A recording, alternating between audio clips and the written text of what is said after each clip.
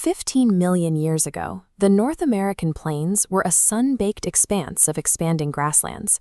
For a herd of long-necked prehistoric camels, survival meant outrunning whatever was hiding in the dust.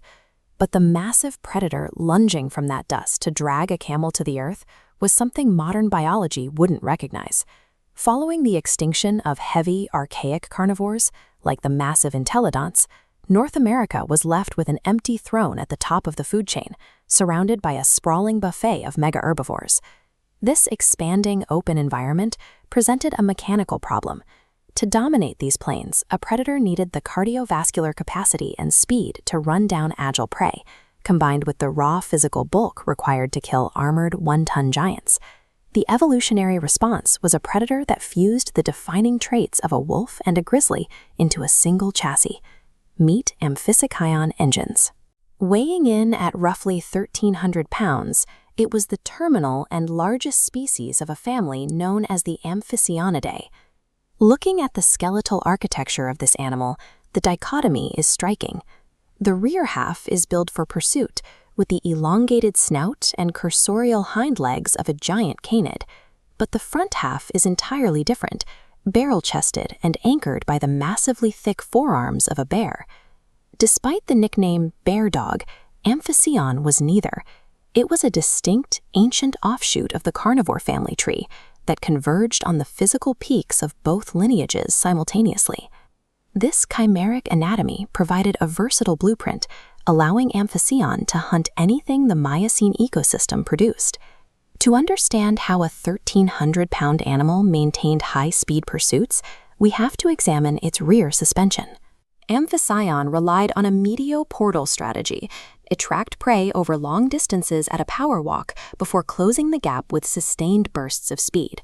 Sustaining that speed required a specific adaptation in the lower spine, known as dorsostability, a highly rigid lower back unique to this terminal species.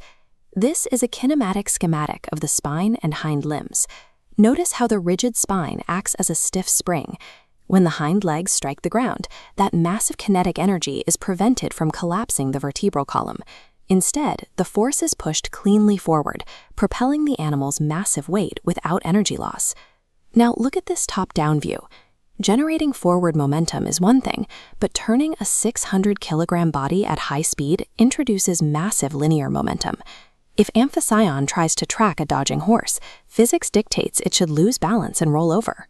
It solved this equation by whipping its big, muscular tail in the opposite direction of the turn. This motion generated a counter-torque, physically dragging the predator's center of mass back toward the inside curve and stabilizing its footing. With a locked spine driving force and a mobile tail keeping it upright, the wolf-like back half delivered the velocity needed to run down the Miocene's fastest herbivores. Once the prey was caught, the bear-like front half of Amphicyon took over. This section of the skeleton was engineered specifically for heavy grappling. This grappling power comes from a specialized adaptation of the elbow joint, the caudally bent olecranon process on the elmo. This diagram illustrates the mechanics of that joint. The bend physically lengthens the input arm for the triceps muscle. By increasing that distance, it acts as a force multiplier, allowing the arm to generate immense low-gear torque at high angles of flexion.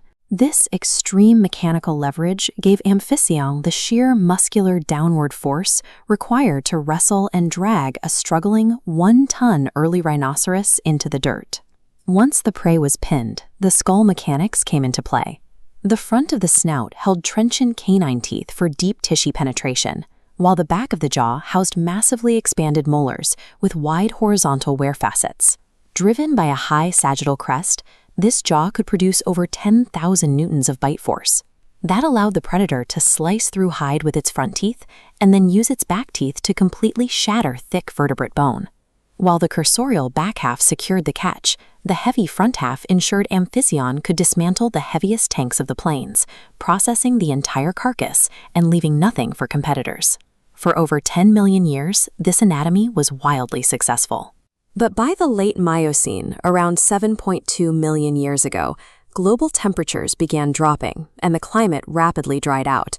The riparian scrublands and varied environments that offered cover and waterholes vanished. They were replaced by vast, uninterrupted expanses of flat grass and arid dirt, stretching for miles in every direction. Surviving herbivores adapted to this new world by developing long-legged, straight-line endurance running to escape threats over extreme distances. In this marathon environment, the anatomy that made Amphicyon so dangerous became a fatal metabolic trap. The heavy, muscular forelimbs and broad chest, built for close-quarters grappling, were now a massive weight dragging it down during long cardiovascular pursuits. The ecological niches split. True cursorial dogs took over the endless marathon chases, while early saber-tooth cats mastered the art of pure stealth. The bear dog remains a unique experiment in carnivore history, a 1,300-pound compromise of power and speed that dominated the northern continents for 10 million years before its reign finally ended. In an ecosystem that shifted to reward extreme specialization, an animal built to do everything could no longer compete with those designed to do just one.